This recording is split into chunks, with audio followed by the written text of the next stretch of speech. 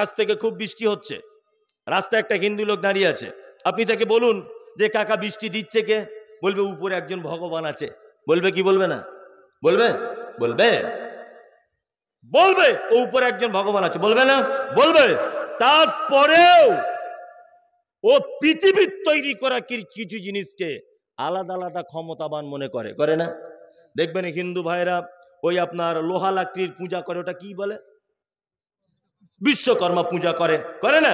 তার মানে ওনাদের একটা ধারণা যে এই লোহা লাকড়ির ডিপার্টমেন্টটা বিশ্বকর্মার আন্ডারে আছে। কি বলছি বুঝতে পারছেন না? এটা ওনাদের একটা ধারণা। ওনার ধর্ম অবশ্যই ভালো, আপনারটা আপনি করুন। আপনাকে আমি বোঝাতে চাইছি, এটা আমি আপনাদেরকে বোঝাতে চাইছি যে ওনারা এক একটা আলাদা আলাদা জিনিসকে আলাদা আলাদা ক্ষমতাবান মনে করে। কি বলছি বুঝতে পারছেন? চলুন, এরা মুশরিক নয়, এরা সাবেরি। মুশরিক কারা? মুশরিক হচ্ছে তারা যারা আল্লাহ এক আছে এটা বিশ্বাস করে, দুই আল্লাহ সমস্ত ক্ষমতার মালিক এটাও বিশ্বাস করে, কিন্তু তাদের এটা ধারণা যে আল্লাহর কাছে ডাইরেক্ট পৌঁছানো যায় না, কোনো একটা মাধ্যম ধরে পৌঁছাতে হয়। এ হচ্ছে পাক্কা মুশরিক। বুঝতে পারছেন? আবার আপনাকে বোঝাচ্ছি, আবু জাহেল জানতো, আবু জেহেলকে বলা হতো বলুন রাত এবং দিনের বিবর্তনের মালিক কে? আবু জেহেল বলতো আল্লাহ। আবু জেহেল কি বলতো? আল্লাহ। আব্রাহা বাদশা কাবা শরীফ ধ্বংস করতে আসছে, জিজ্ঞাসা করা হচ্ছে নবীর চাচাকে, এই কাবা শরীফ ধ্বংস করতে আসছে তোমার ভাতিজা যে কাবাকে আঁকড়ে ধরে আছে, বলো কাবার মালিক কে বাঁচাবে এখন? তখন নবীর দাদু পর্যন্ত বলছে যে কাবার মালিক বাঁচাবে, কাবার মালিক বাঁচাবে। তার মানে তিনিও জানতেন কাবার একজন মালিক আছে। সুস্থতা অসুস্থতা বলো দেখি এটা কার পক্ষ থেকে হয়? আবু জেহেল পর্যন্ত বলেছিল এটা আল্লাহর পক্ষ থেকে হয়, কিন্তু আবু জেহেলের ধারণা ছিল এটা মুহাম্মদ সাল্লাল্লাহু আলাইহি ওয়াসাল্লাম, আল্লাহর কাছে ডাইরেক্ট পৌঁছানো যায় না, এই 360টা দেবদেবীর মাধ্যমে আল্লাহর কাছে পৌঁছাতে হবে, তুমি একা লাফালাফি করে পৌঁছাতে পারবে না। আবু জেহেল হয়ে গেল মুশরিক। বর্তমান বাজারেও মুশরিক যে শব্দটা হিন্দুর ভিতরে দেখতে পাওয়া যায় না, খ্রিস্টানের ভিতরে দেখতে পাওয়া যায় না, বৌদ্ধদের ভিতরে দেখতে পাওয়া যায় না, এই বর্তমান মুশরিক যে শব্দটা কোরআন মাজিদে এসেছে শুধুমাত্র মুসলমানদের ভিতরে এই মুশরিকদেরকে খুঁজে পাওয়া যায়। আজও বর্তমানে সারা ভারতবর্ষে, পাকিস্তান, বাংলাদেশের 30 থেকে 35, 40, 50% মানুষের এটা দাবি যে আল্লাহর কাছে ডাইরেক্ট পৌঁছানো যায় না, পিঠ ধরে তবে পৌঁছাতে হয়। দাবি নাই? এ আছে না নাই? মক্কার মুশরিকেরা মাটির ঠাকুর তৈরি করে, পাথরের দেবদেবী তৈরি করে তার মাধ্যমে আল্লাহকে পাওয়ার আশা করত। বর্তমান নামধারী, দাড়িওয়ালা, টুপিওয়ালা মৌলভী সাহেব, হুজুরের দাবি হচ্ছে এই যে মরা মানুষ কবরের ভিতরে দিয়ে এর মাধ্যমে আল্লাহকে পাওয়া যাবে। মানে তখনকার মুশরিক আর এখনকার মুশরিকের ডিফারেন্স এতটুকুই, তারা মাটি বা পাথরের দেবদেবী তৈরি করে উপরে রাখত, আর এখনকার মানুষ মরা মানুষ মাটির তলায় দিয়ে তার মাধ্যমে আল্লাহকে ডাকছে। এই ঘটনা ঘটছে কি ঘটছে না? ঘটছে কি ঘটছে না? ঘটছে। আমি মুমতাজুল ইসলাম বলছি, কোন মানুষ যদি কবর পূজা অবস্থাতে, কোন পীর সাহেব যদি কবর পূজা অবস্থাতে যদি তার মৃত্যুবরণ হয়, আমি মুমতাজুল ইসলাম আজকে বলে দিয়ে গেলাম জাতির সামনে, ওই কবর পূজারীর জানাজা পড়া হারাম, চলবে না। এই মুমতাজুল ইসলামের কথা বলছি, তাদের সঙ্গে আত্মীয়তা করবেন না। যদি বুঝতে পারেন পীরপন্থী লোক, মাজারপন্থী লোক, অমুক ওসিলাপন্থী লোক, আপনি তার সঙ্গে কুটুমতালি পর্যন্ত করবেন না, কারণ আপনার মেয়েটাও অদূর ভবিষ্যতে জাহান্নামের রাস্তাতে হাঁটবে। হাঁটবে না? হাঁটবে। বয়কট করুন অবিলম্বে। সব যদি পীর ফকির দিয়ে ইসলাম চলবে, হযরত মুহাম্মদ সাল্লাল্লাহু আলাইহি ওয়াসাল্লামকে পাঠানো হয়েছিল কেন? কেন পাঠানো হয়েছিল?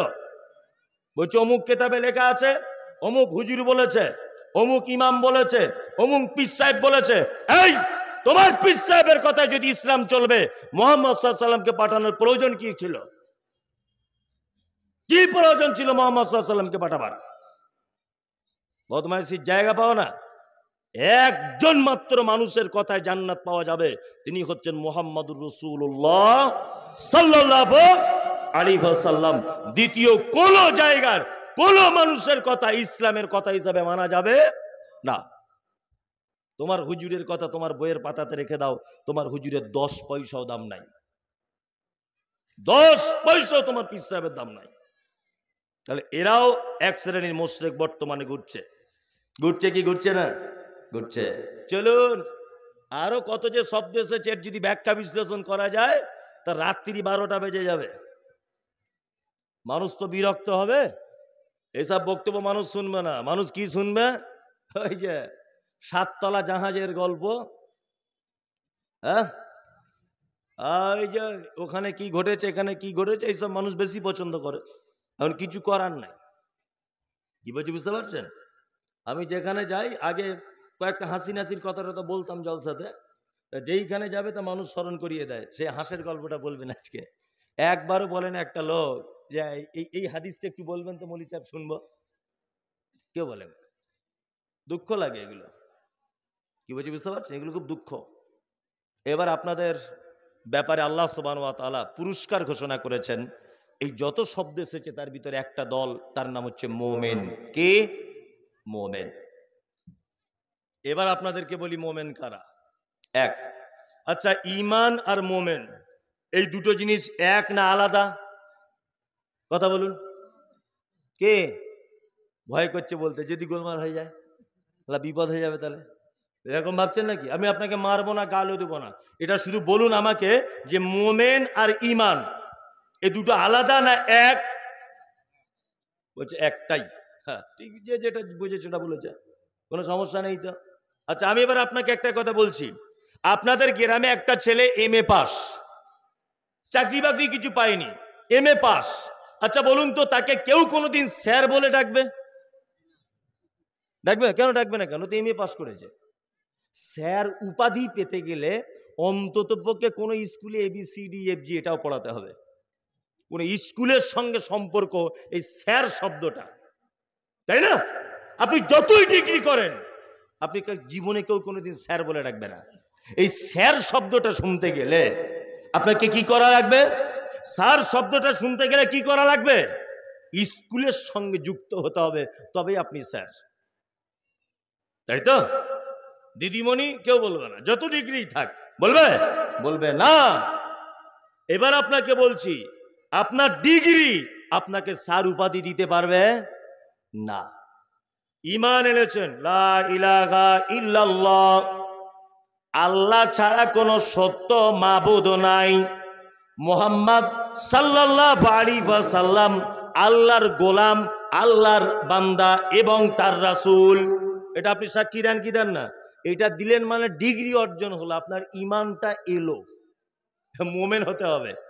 মোমেন হতে গেলে আবার কিছু মাল গুণাগুণ আপনার ভিতরে থাকতে হবে। হবে কি হবে না? চলুন, মোমেনের দুটো একটা গুণের কথা আপনাদেরকে বলি।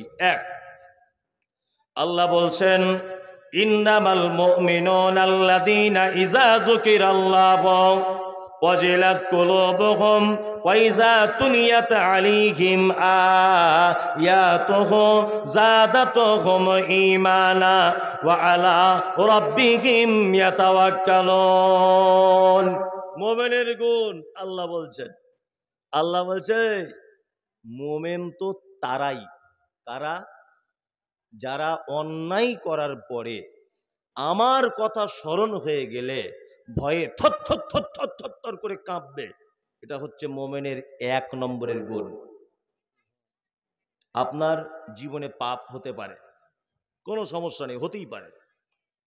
আপনার জীবনে ভুল হতে পারে, আপনি তখনই মোমেন বলে পরিচিতি দেবেন আল্লাহর দরবারে যখন সেই পাপ হয়ে যাবার পরে রাত্রি 2টোর সময়তে উঠে থর করে কাঁপতে কাঁপতে আল্লাহর ভয়ে ভীত হয়ে বলবেন, আল্লাহ, পৃথিবীর কারো দ্বারস্থ হয়নি, কোনো দরগাতে নয়, খানকাতে নয়, মাজারে নয়, তুমি গফুর রহিম, তুমি ক্ষমা করে দিতে পারো।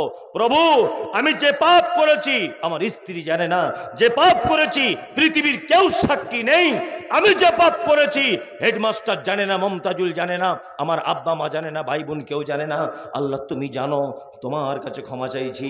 যদি আপনি পাপ করার পরে যদি স্যালেন্ডার হন কার কাছে? আল্লাহর কাছে, তাহলে আপনি হবেন 1 নম্বর মুমিনের গুণ আপনার ভিতরে রয়েছে। 2, সারা পৃথিবীর সমস্ত কার্যালয় দিনের বেলাতে বন্ধ হয়, এই দিনের বেলা চলে, রাত্রি বেলা বন্ধ হয়। ডিউটি কতক্ষণ? সকাল 11টায় অফিস খোলে, আর 4টে বাজলে বন্ধ হয়ে যায়, আর কোনো কাজবাজ হয় না।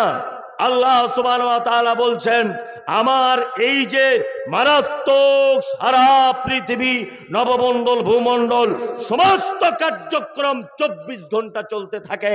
রাতের বেলা পাপ করেছ, দুপুর বেলাতে ক্ষমা চাও, দুপুর বেলা পাপ করেছ, রাতের বেলাতে ক্ষমা চাও, অটোমেটিক আমার কাছে ক্ষমা হতেই আছে, হতেই আছে। বান্দা তুমি চাইছো না কেন? সারা পৃথিবীর মানুষের একটা দুনিয়াবি সিস্টেম হচ্ছে এই, আপনার দরবারে কেউ গেলে আপনি রাগ করেন, করেন না? করেন। আমি যদি আপনার বাড়িতে প্রতিদিন যাই, আপনি মনে মনে রাগ করবেন, মনে মনে ক্ষোভ দেখাবেন যে মমতাজুল সাহেব কেন প্রতিদিন আমার বাড়িতে আসে। আমার আল্লাহ বলছেন, বান্দা তুমি যদি আমার দরবারে যত বেশি আসবে আমি তত তোমাকে দেব, আমি আল্লাহ তত খুশি হয়ে যাব। আল্লাহু আকবার। কি অবস্থা, কি অবস্থা! পাপের জায়গাগুলো মানুষে পরিপূর্ণ, যেখানে ক্ষমা হবার জায়গা মানুষ শূন্য। সিনেমা হলে যান, হাজার হাজার মানুষ টিকিট কাটছে সিনেমা দেখবে বলে। মদের দোকানে যান, 200 জন লোক লাইন দিয়ে আছে। বন্ধনের লোন দিতে যান, বলবে 300 জন সিরিয়ালের পরে লোন হবে, এ মাসে হবে না। যত অন্যায় কাজ আছে, যত পাপের কারবার আছে, সব জায়গাতে মানুষ, জনগণ ভিড় করে আছে, অথচ পাপ যেখানে ক্ষমা হবে সেখানে মানুষ শূন্য, কেউ নাই, তাই না? আল্লাহু আকবার। দেখুন, এইখানে বসলে পাপ ক্ষমা হবে, এখানে কটা লোক, ওই রাস্তাতে দেখুন কি অবস্থা চলছে, চলছে না? হ্যাঁ, নারী পুরুষ একাকার। শুধু এইখানে পিপুল তলাতে নয়, সারা পশ্চিম বাংলার একই অবস্থা, সারা পশ্চিম বাংলার। এরা তো সেই জাতি, মুসলিম সেই জাতি, বাংলাদেশের একটা উলঙ্গ ন্যাংটো লোক পরনে কাপড় নাই, নাম দিয়েছে ন্যাংটা বাবা। জিজ্ঞাসা করা হচ্ছে আপনার মুরিদ কত? বলছে 3.5 লাখ। ন্যাংটো লোক, তারও মুরিদ বলছে 3.5 লাখ। এরা তো সেই জাতি, দুধ বিক্রি করে মদ খাওয়া পার্টি। কি বলছে বুঝতে পারছেন না? সেই জাতি এরা, দুধ বিক্রি করে মদ পান করে। পাপের জায়গাতে ভিড়, পাপ যেখানে ক্ষমা হয় সেখানে কেউ নাই, কাউকে খুঁজে পাওয়া যায় না। আল্লাহু আকবার। মসজিদে আসুন, কত বড় পাপ আপনার, কত বড়! উহুদ পাহাড়ের সমান পাপ ধরে নেন, এর থেকে তো বড় আর পাপ নেই আপনার। পৃথিবী সমান পাপ ধরে নেন, লজ্জা করছে, আল্লাহর দরবারে আসছে, নামাজ পড়তে লজ্জা করছে, গোপনে গোপনে মসজিদে এসে 2 রাকাত নামাজ পড়ে একটু কাঁদুন না, 2 ফোঁটা চোখের পানি ফেলে দেন। আপনার এই 2 ফোঁটা চোখের পানি আল্লাহর দরবারে এত ভারী যে আপনার সমস্ত পাপ হালকা হয়ে যাবে। আল্লাহু আকবার। উহুদ পাহাড়ের সমান পাপ, 2 ফোঁটা চোখের পানি আল্লাহর ভয়ে যদি আপনি ফেলে দেন, ইনশাআল্লাহ আপনার পাপ ক্ষমা হয়ে যাবে। আল্লাহ বলছেন মুমিনের গুণ 1 নম্বরের, পাপ করে আমার কাছে এসে আবার ঘুরে এসে ক্ষমা চায়। 2, আল্লাহ বলছেন আয়াতুহুম যাদাতুহুম ঈমানাও ওয়া আলা রাব্বিহিম ইয়াতাওয়াক্কালুন। আর মুমিনের দ্বিতীয় গুণ কি? তার সামনে যখন কোরআন তেলাওয়াত করা হয় তার ঈমান কি হয়? কি হয়? বেড়ে যায়, বৃদ্ধি পায়। আল্লাহু আকবার। আরে মানুষ কোরআন পড়লে সত্যি কি ঈমান বাড়ে? বাড়ে, ঈমান বাড়ে। আমাদের মসজিদের ইমাম সাহেব নাই, তাই ইমাম সাহেব যখন খোঁজা হচ্ছে ইমাম সাহেবটা একটু ভালো কোরআন মাজিদ পড়তে পারে কি না এটা দেখার দরকার নাই, বলছে বেতন কত কম লিবে সেরকম ইমাম দেখো, কত কম বেতন লিবে। যদি 2400-তে হয় ও 2500-তে আর যাবে না। অথচ একজনা কোরআন মাজিদ খুব ভালো তেলাওয়াত করতে পারে, খুব ভালো, তাকে লিবে না। কি বলছি বুঝতে পারছেন না? তাকে লিবে না। তারাবি পড়ায়, আমি তো দেখি সব সোশ্যাল মিডিয়াতে, আমরাও যে একেবারে বোকা লোক তা নয়, সব দেখি, সব কিছু, সারা পৃথিবীর খবর আছে এইটুকু জায়গাতে। কোন সিনেমা কখন বার হচ্ছে, কোন নায়ক কোন নায়িকার সাথে সিনেমা করছে, বক্তা মানে আমার সব রকমের জ্ঞান রাখতে হবে। কোন হাদিস কোথা থেকে এসেছে, কোরআনের আয়াত কি বলছে, হাদিস কি বলছে, কোন পীর সাহেব কি বলছে, কোথায় কবে কি ঘটেছে, এইটার ভিতরে সব কিছু ভরা আছে। ইনশাল্লাহ সব জ্ঞান রাখতে হবে আমাকে। কি বলছি বুঝতে পারছেন না?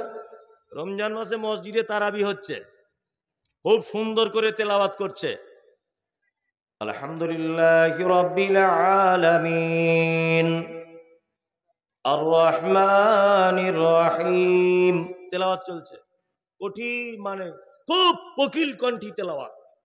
তারাবি নামাজ শেষ করতে টাইম লেগেছে মোটামুটি 1 ঘন্টা 20 minute.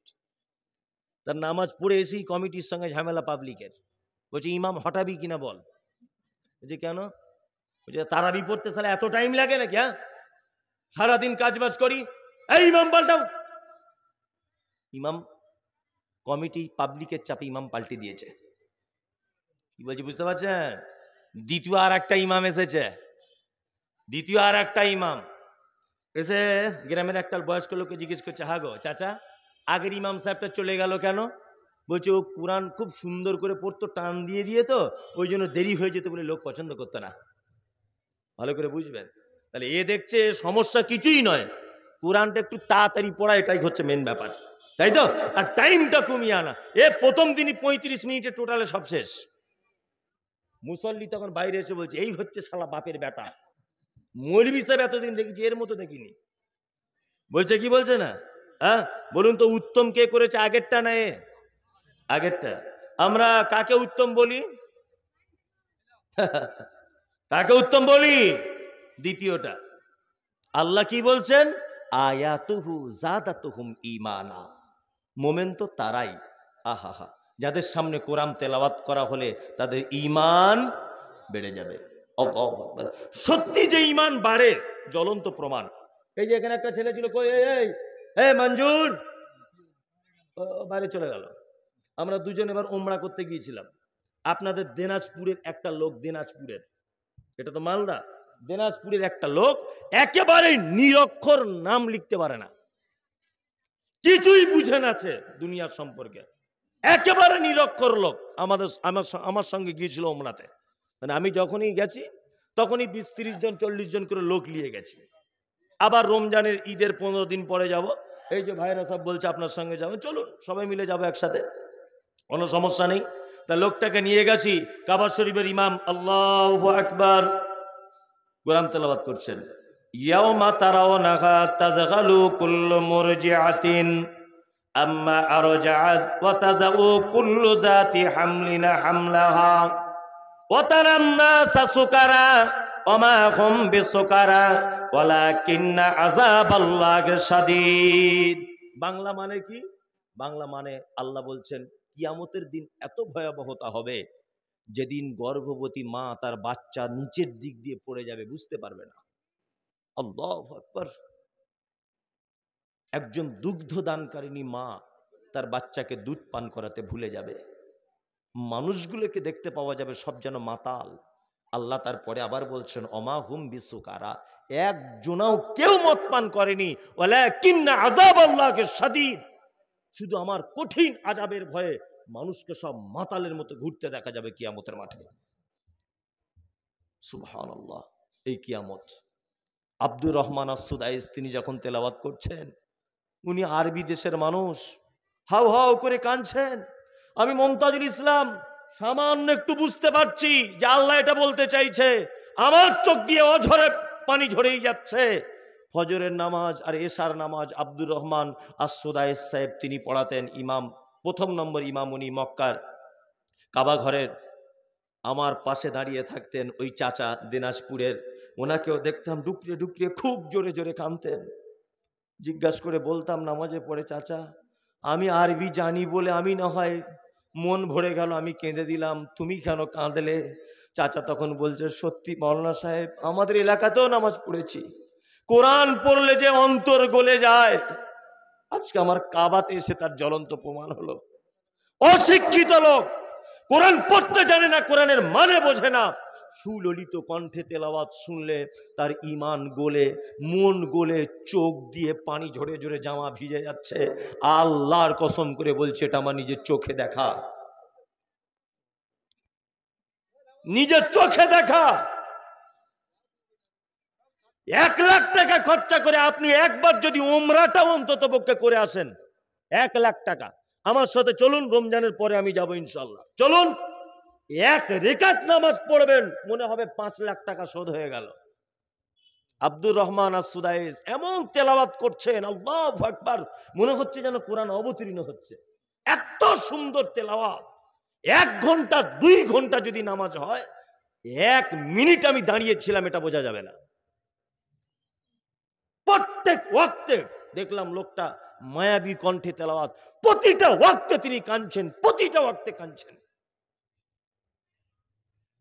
Ethiopia, Tanzania, German, Japan, Palestine, সারা পৃথিবী থেকে যে যে ভাষার যে যে বর্ণের এক জায়গায় হয়েছে, কোরআন তেলাওয়াত শুনলে অন্তর গলে, অশিক্ষিত মানুষ তার হৃদয় গলে, চোখ দিয়ে পানি বার হয়। আল্লাহ বলছে, এরাই তো অরিজিনাল মোমেন। কারা? আয়াতুহু যাদাতুহুম ঈমানা। বড় আফসোস লাগে, বড় দুঃখ লাগে, চায়ের দোকানে, রাস্তাঘাটে, এখন বিজ্ঞানের উন্নত মানের যুগে কি করে একটা চায়ের দোকানে গানের আওয়াজ হয়, কি করে যুবক তোমার মোবাইলে গান বাজে। তুমি কোরআন পড়তে না পারলেও social media, YouTube, Google, Facebook, তুমি যদি সার্চ করো যে কোরআন তেলাওয়াত দাও, অতটুকু যদি কথা বলতে পারো, আসবে কি আসবে না? যুবক, এরপরেও তুমি গান শুনতে ব্যস্ত, মুরব্বী এরপরেও তুমি কার্টুন দেখতে ব্যস্ত, মায়েরা এরপরেও সিরিয়াল দেখতে ব্যস্ত। আপনাদের কাছে পীড়িত অনুরোধ, কোরআন পড়তে পারেন না পারেন, অন্তত পক্ষে আপনার চায়ের দোকানে গান না বাজিয়ে 2টো কোরআন মাজিদ তেলাওয়াত করে শোনান। আপনার মোবাইলে হেডফোন দিয়ে একটু কোরআন মাজিদ তেলাওয়াত শুনুন, অবশ্যই আপনার মনে দাগ কাটবে, কাটবে, কাটবেই। কাটবে কি কাটবে না? কাটবে। লজ্জা লাগে যুবক, তুমি এখন হেডফোন দিয়ে গান শোনো সারা রাত, কেন একটু কোরআন মাজিদ শোনা যায় না?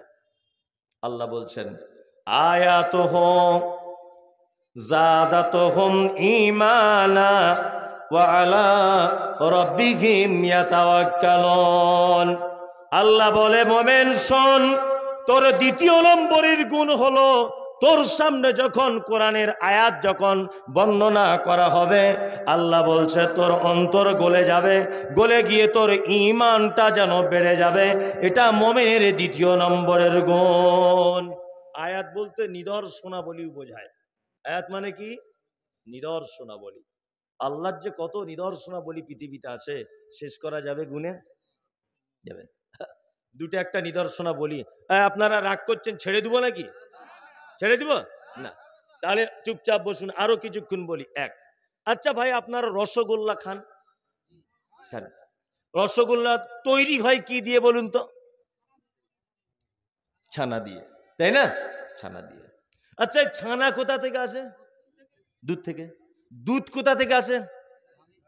এগুলো আমিও জানি, আপনিও জানেন, কিন্তু আপনাকে আমি আরো ভালো করে জানানোর চেষ্টা করছি। গাভী থেকে, তাই না? এবার আপনাকে বলছি, গাভী কি খায়? ঘাস খায়। এই যে এইগুলো খায়, যেগুলো আপনারা বসে আছেন, কি বলে এগুলো? খোর। খোর, কাঁড়ি। কাঁড়ি আমাদের ওদিকে বলে বিচুলি, মানে এক দেশের গালি তো আর এক দেশের বুলি। কি বুঝলেন? আমার জীবনে একটা ঘটনা আছে, বাংলাদেশে গেছিলাম একবার, প্রথম তখন যাচ্ছি, প্রথম। তা আমি তখন পাসপোর্ট ছিল না, নদীর এই পারে দাঁড়িয়ে আছি। তা ওইখানে ওই পারে যে একটা হাফেজ সাহেব আমার ডেট করেছিল, ওনাকে ফোন করছি, তখন সুইচ ওলা মোবাইল। বললাম, ভাই আমি তো নদীর পাড়ে চলে এসেছি। তা বলছে, আপনি শুধুমাত্র নদীটা পার হন, আচ্ছা কিসে যাব? বলছি হেলিকপ্টারে করে আসুন। হেলিকপ্টার পাঠাচ্ছি আমরা। আমি আমার বউকে সাথে সাথে ফোন লাগিয়ে দিয়ে বলছি, জানো জীবনের একটা বড় স্বপ্ন পূরণ হতে যাচ্ছে। প্লেন বহুবার চেপেছি, আল্লাহ দিয়েছে, ওমরায় গেছি, তারপরে দিল্লি, বোম্বাই, গুজরাট, প্লেনে সবসময় যাতায়াত করছি। আসামে যাই, সবসময়তেই প্লেনে যাই। প্লেন সবসময় চেপেছি, জীবনে হেলিকপ্টার চাপা হয়নি। এবছরে মনে হয় স্বাদ মিটবে। আমার স্ত্রী বলছে, তাহলে আপনার কপাল ভালো, আপনি চাপুন। আমার তো মেয়ে ছেলে মানুষ, আমার কপালে নাই। তা আমি আবার হেলিকপ্টারে উঠবো বলে ব্যাপার বুঝতে না পারে ভালো পাঞ্জাবিটা ব্যাগ থেকে বার করে পড়েছি। ভালো পাঞ্জাবি পরে আতর টাতর মেখে নিলাম। হেলিকপ্টার বলে কথা, বক্তা হিসেবে যাচ্ছি আমি ইন্ডিয়ার। এখন তারপরে দেখছি একটা লোক সাইকেল নিয়ে এসেছে, তার পিছনে দেখছি এইরকম দুটো বাঁশ বাঁধা, তার উপরে একটা বস্তা দিয়ে জুত করে পেঁচিয়ে একটু গদি টাইপের করা। আমাকে বলছে, হুজুর উঠুন। আস্তাগফিরুল্লাহ। সাংঘাতিক ব্যাপার। এইটার নাম হেলিকপ্টার? জীবনে জ্বালা ছিল না। দেখুন বাংলাদেশ সাতক্ষীরা জেলা, তবুও বলছি, কোনো বন্ধু বান্ধব থাকলে এখন জিজ্ঞেস করুন, হেলিকপ্টার যদি না বলে আমি এইখানে কান ধরে উঠবোস করে চলে যাব। কোন সাতক্ষীরা জেলার বলে হেলিকপ্টার বলে, প্যাসেঞ্জার বয়। আমি বলছি আজ থেকে অনেকদিন আগের ঘটনা, যদিও 10-12 বছর আগে হবে। এক দেশের বলি আর এক দেশের গালি। গরু কি খায়? ঘাস খায়। আর এই খড় নাকি খ্যার কাড়ি, এই কাড়িগুলো খায়, তাই তো? ওর কাড়িগুলো দেখবেন একেবারে খেয়ে নেয়। রাত্রে যখন রেস্ট করে তখন আবার বার করে, উগলে দেয়, দিয়ে যেটা কি বলে, কি জাবর কাটা নাকি বলে, জাবর দেয়। জাবর দিয়ে আস্তে আস্তে আস্তে আস্তে আস্তে আস্তে করে ভিতরে গিয়ে পায়খানায় পরিণত হয়। গোবর যেটাকে বলি, গোবর সেন্ট না গন্ধ? গন্ধ, তাই না? তাহলে একটা গরুর দেহের ভিতরে আছে রক্ত, মাংস, তার পেটের এক প্রান্তে আছে পানি, আর একদিকে আছে পেচ্ছাপ, আর একদিকে আছে গোবর। আল্লাহ সুবহানাহু ওয়া তাআলা বলছেন, বান্দা তুমি যখন বাঁটে হাত দিয়ে টানো, তোমার খাওয়ার জন্য উপযুক্ত দুধ আমি সুবহানাহু ওয়া তাআলা তোমার জন্য গেলাসের মাধ্যমে তোমার মুখে তুলে দিই। আল্লাহু আকবার। কোনদিন আপনি ভেবেছেন এটা? কোনদিন এক ফোঁটা দুধ আপনি পান করার সময় গোবরের গন্ধ পেয়েছেন? পেয়েছেন? কে এর কারিশমা কার? জোরে বলুন কার? আল্লাহর। আল্লাহ বলছে আয়াতুহু। আরে মোমেন তো তারাই যারা আমার এই রকম নিদর্শনাবলীগুলো দেখবে, তাদের ঈমান সঙ্গে সঙ্গে বেড়ে যাবে। মাঠে যান তো, চাষি মানুষ আপনারা, অনেক চাষি আসেন, মাঠে যান। মাঠে যান না? মাঠে যান। মাঠে যাবার পরে ঠিক বিকালের টাইমে যাবেন। আমি প্রতিদিন এখন লাইভে আসি, প্রতিদিন 4টে থেকে 4:30।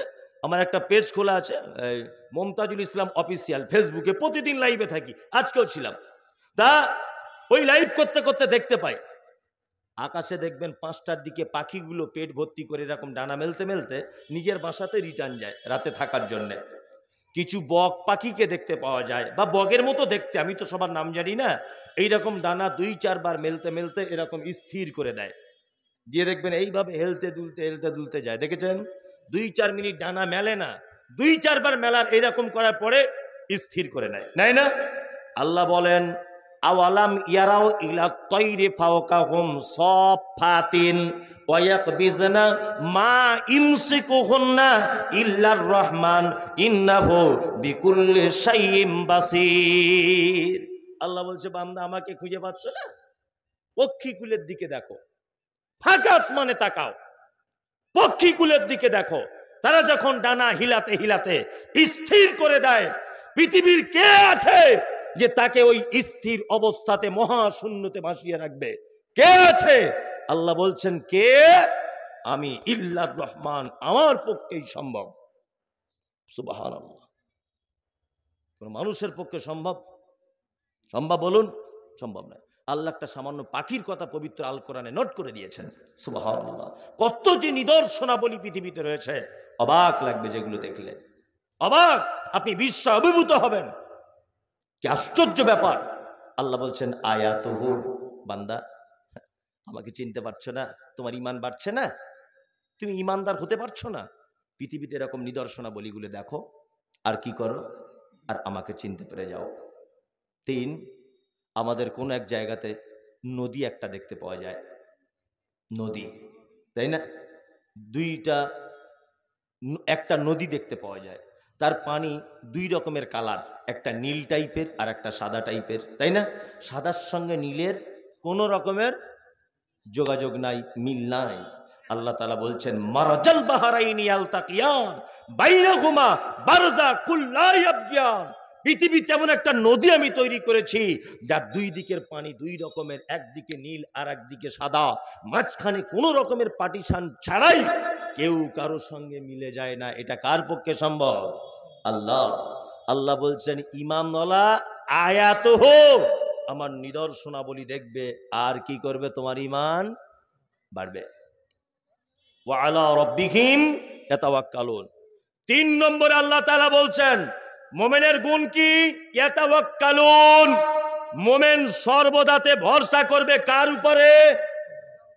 আল্লাহ, আল্লাহ, আল্লাহ। আল্লাহ ছাড়া কার উপরে ভরসা করবে? করবে না। এই দেখুন, এবার আপনার দুটো একটা চরিত্রের কথা বলি আর আমার চরিত্রের কথা। আপনার বেটিটার খুব দেখতে সুন্দরী, নাসিমা নাম, খুব সুন্দরী। তা ঘটক সাহেব বলে তো, যারা ছেলে মেয়ে দেখাশুনো করে বিয়ে দেয় কি বলে? ঘটক বলে তো। ঘটক সাহেব এসেছে, এসে বলছে সেলিম ভাই আপনার মেয়ে তো আলহামদুলিল্লাহ খুব সুন্দরী। সেলিম ভাই তখন বলছে আরে ভাই সুন্দরী হবে না, তোমার ভাবিও যে খুব সুন্দরী, ওরই মতো হয়েছে। আমার কি কম চেহারা? তা আমাদের মতোই হয়েছে আমাদের বেটি। আচ্ছা বলুন যে এই যে কথাটা বললেন উনি, কথাটা অন্যায় বললেন না ঠিক বললেন? অন্যায়, অন্যায়। সুস্থ সবল সুন্দরী নারীর পেট থেকেও বিকলাঙ্গ শিশুর জন্ম হতে পারে কি পারে না? পারে। ওনার এইটা বলা উচিত ছিল আল্লাহ সুন্দরী করেছে তাই হয়েছে। আপনার গাছের আমটা হিমসাগর আম, আলহামদুলিল্লাহ খুব মিঠা, খুব মিঠা, খুব মিষ্টি। আপনাকে যখন জিজ্ঞাসা করছি আলহামদুলিল্লাহ আপনার গাছের আম খেলাম চাচা খুব মিষ্টি, আপনি কি বলছেন? আপনি বলছেন আরে মিষ্টি হবে না, এই যে আমের যে কলমটা বা চারাটা এনেছি এটা উত্তর 24 পরগনার হিমসাগর আম বিখ্যাত, ওইখান থেকে নিয়ে এসেছি। আর পরিচর্যা কি কম করি নাকি? টাইমে টাইমে স্প্রে করেছি, গোড়াতে ইউরিয়া দিয়েছি, সার দিয়েছি, এই কারণে মিষ্টি হয়েছে। আরে কি আর জাতা লোকের আম গাছের আম নাকি? এটা আমার গাছের আম, মিষ্টি তো হবেই। এ কথা আমরা বলি কি বলি না? বলি, বলি। নামাজে কি বলে এসেছি এই মাত্র? আলহামদুলিল্লাহি রাব্বিল আলামিন। যাবতীয় প্রশংসা কার? আল্লাহর। আপনি এখন আমের ব্যাপারে প্রশংসা করলেন কার? কার? তাহলে আলহামদুর সঙ্গে নিজেকে মুনাফিকি পরিচয় হলো না? কথা বলুন, কথা খুব হিসাব করে বলবেন।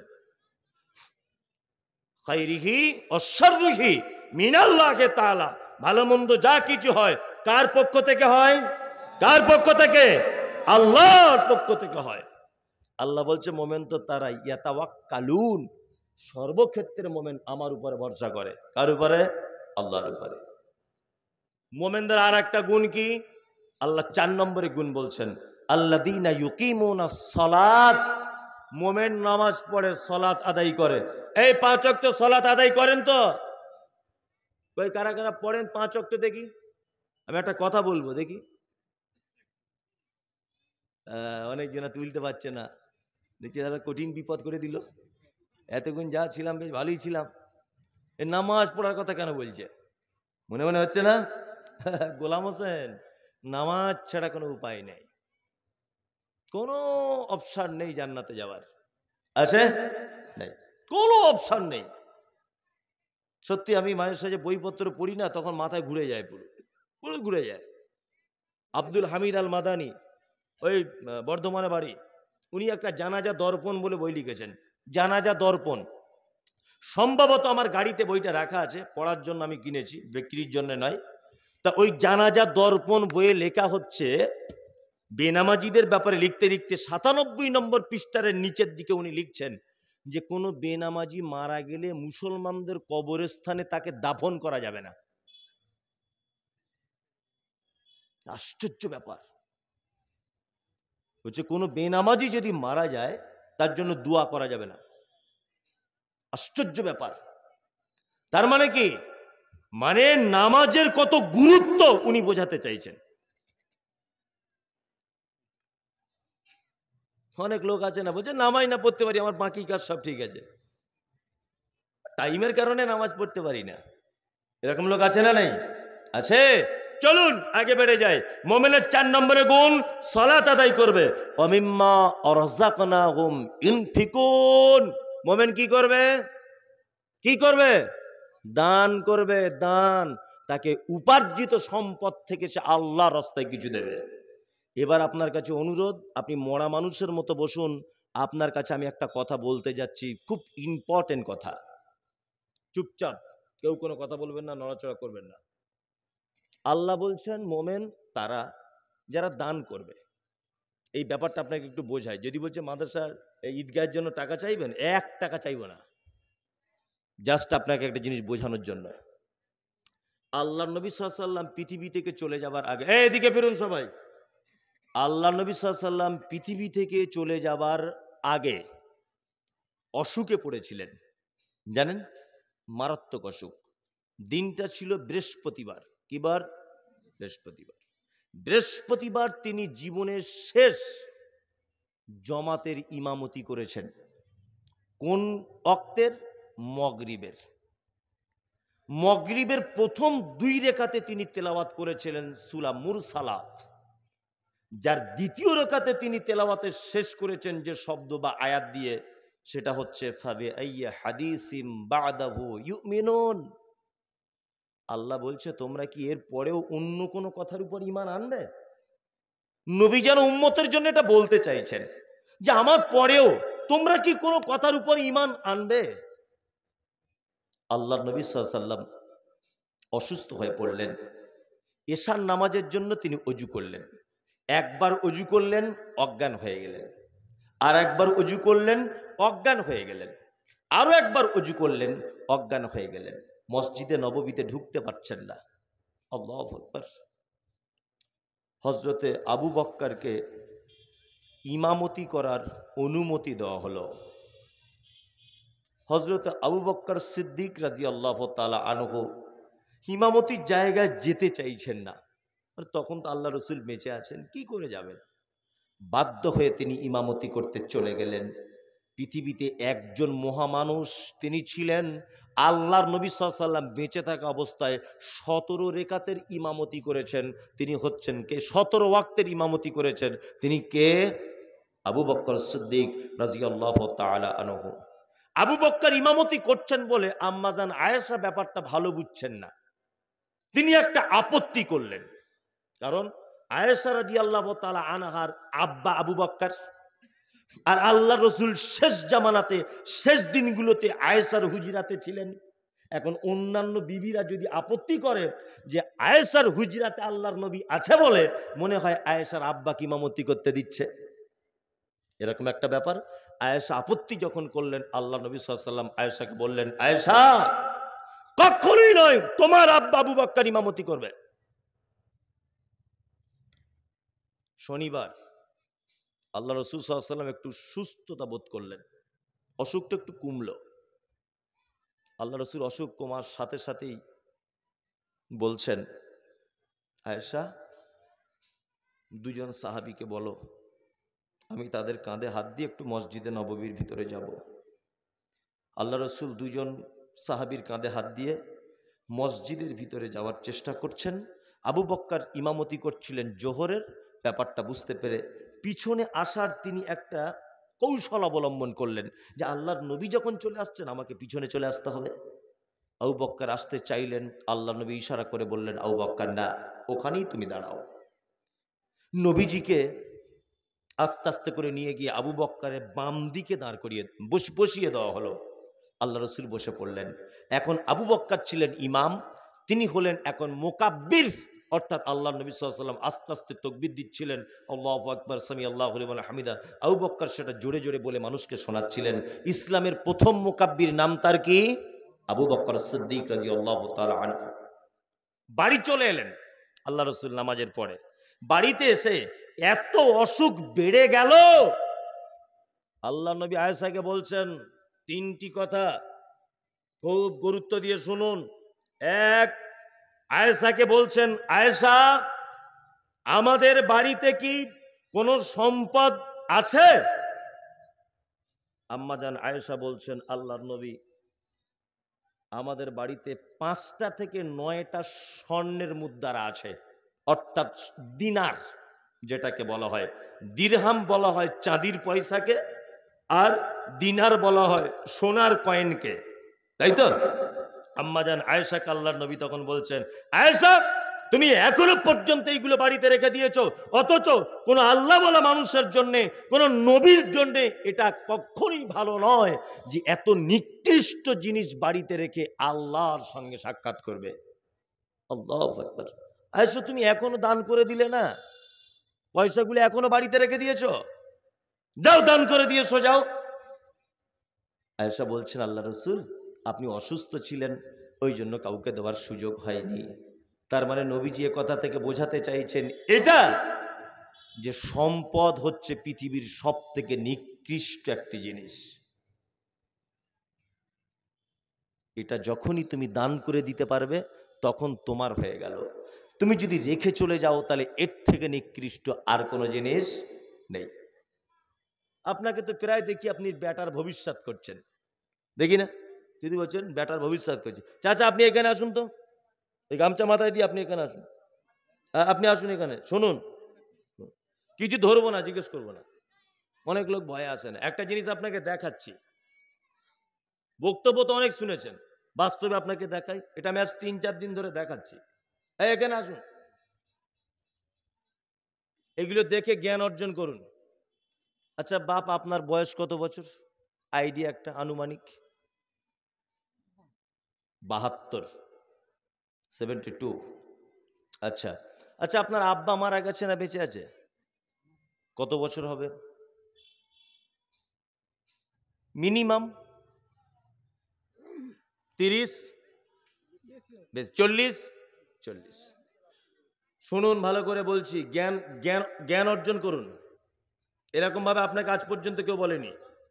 লোকটার বয়স 72 বছর, ওর আব্বা মারা গেছে 40 বছর। চাচা আপনি সত্যি কথা বলবেন ইমানদারিতার সাথে, আপনি যে মিথ্যা বলেন আমি তা বলছি না। আচ্ছা আপনি আপনার আব্বার কবর দেখতে যাননি কত বছর হয়েছে? তবু মোটামুটি কতদিন? আচ্ছা, ওরা হয়তো বাড়ির পাশে আছে বলে যায়, তাই না?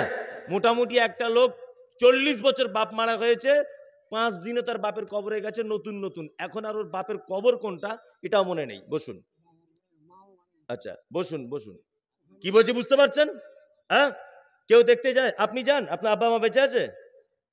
আপনি বেঁচে আছে আব্বা মা? আপনি আপনার আব্বা মা কবর দেখতে যান? সত্যিটা বলুন যে যাই না।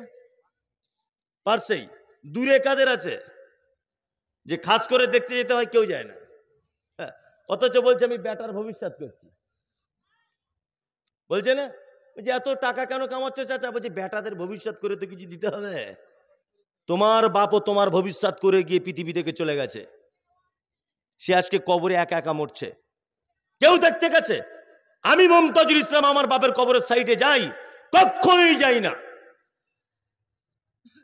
তা আপনি কার জন্য সম্পদ জমা করছেন? কার কারণে? কার জন্য আপনি হারাম উপার্জন করছেন? কার কারণে? আপনি আজকে মরে যান, আপনার 4টে বেটা হু হু হু হু করে কাঁদবে, একটা বেটাও আপনার কবরের সাইডে কোনোদিন দেখতে যাবে না যে আমার বাপের কবরটা ভালো আছে না খারাপ আছে, যেমন আপনি যাচ্ছেন না। বাস্তব কথা বলছি না অবাস্তব? একদম বাস্তব। আপনি বললেও বাস্তব, না বললেও বাস্তব। এবার আপনার কাছে আমার বিনীত অনুরোধ, আল্লাহ সুবহানাহু ওয়া তাআলা বলছেন মোমেন তারা যাদেরকে রুজি দিয়েছি তার থেকে কিছু দান করে আমার রাস্তাতে। নবীজির ভাষাতে কি? পৃথিবীর সব থেকে নিকৃষ্ট জিনিস নবীজি আয়েশাকে কি বলতে চাইলেন? সম্পদ। তুমি যেটা রেখে যাচ্ছ এটা নিকৃষ্ট। তুমি যেটা আল্লাহ রাস্তায় দিয়ে দিচ্ছ ফকির মিসকিন অনাথ অসহায় কবরস্থান মসজিদ মাদ্রাসা, এইটা তোমার হচ্ছে আসল সম্পদ। কি বলছি বুঝতে পারছেন? এটা কি আসল সম্পদ। চলুন, আল্লাহ সুবহানাহু ওয়া তাআলা তারপরে আবার বলছেন কি উলাইকাল মুমিনুনা হাক্কা। আল্লাহ বলছে এরাই তো সত্যকারের মোমেন। লাহুম দারাজাতুন, এদের সম্মানকে বাড়িয়ে দেওয়া হবে। মাগফিরাতুন, মোমেনদেরকে ক্ষমা করে দেওয়া হবে। ওয়া রিজকুন কারীম, মোমেনদেরকে উত্তম রুজি দেওয়া হবে। মোমেন হতে পারলে পুরস্কার কটা? ও কিছুই বুঝে না, বসে থাকতে হয়, বসে আছে। এতক্ষণ যে আমি বলছি বকছি, মাথাতে কিছু আছে? আল্লাহ বলছেন মোমেনদের পুরস্কার তিনটা, আবার ধরবো। এক, মোমেনদের সম্মান বাড়িয়ে দিবে পৃথিবীতেই। দুই, মাগফিরাতুন, মোমেন হলে আল্লাহ ক্ষমা করে দিবে। তিন, রিজকুন কারীম, উত্তম রুজির ব্যবস্থা করে দিবে। শুধু একটু আপনি মোমেন হন, মোমেন হয়ে যান। আল্লাহ তাআলা বলছেন আল্লাযী আত'আমাহুম মিন জু'ইন ওয়া আমানাহুম মিন খাউফ। তুমি শুধু মোমেন হও, ক্ষুধা পেলে রুজির ব্যবস্থা করে দেব। পৃথিবীর সমস্ত শত্রুদের তোমার বিপক্ষে যখন থাকবে, তুমি একা যখন হকের উপরে থাকবে, আল্লাহ বলছে আমানাহুম মিন খাউফ, আমি তোমার সিকিউরিটির দায়িত্ব নেব।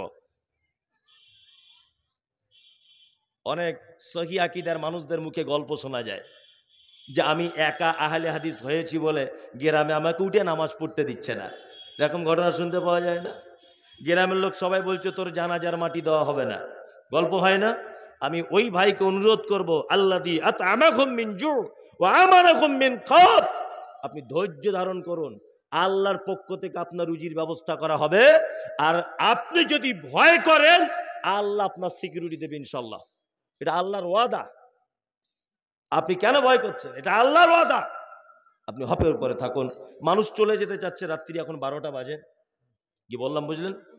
12:15 ওই জন্য মোমেনদের ব্যাপারে অনেক কথা বললাম। এটা কবরস্থানের জলসা না, এটা হচ্ছে ঈদগাহ এবং জামে মসজিদের ঈদগাহ জামে মসজিদের 7 গ্রাম মিলিয়ে জলসা। 7 গ্রাম মিলিয়ে জলসা। আলহামদুলিল্লাহ, আল্লাহ আপনাদের একতা আরো বাড়িয়ে দিক। কারণ আপনাদের একতা আছে বলেই এত বড় একটা কাজ করা সম্ভব হচ্ছে। 7 গ্রামের একটা ঈদগাহ, তার মানে গ্রামগুলো খুব বড় বড় নয়। হ্যাঁ, খুব বড় বড় গ্রাম। তাহলে এইটুকু ঈদগাহ 7 গ্রামের লোক ধরে? ও আচ্ছা আচ্ছা আচ্ছা আচ্ছা, মাশাআল্লাহ মাশাআল্লাহ, খুবই ভালো লাগলো আপনাদের এখানে এসে। এখানকার মানুষের ব্যবহার, অতিথি আপ্যায়ন খুবই সুন্দর।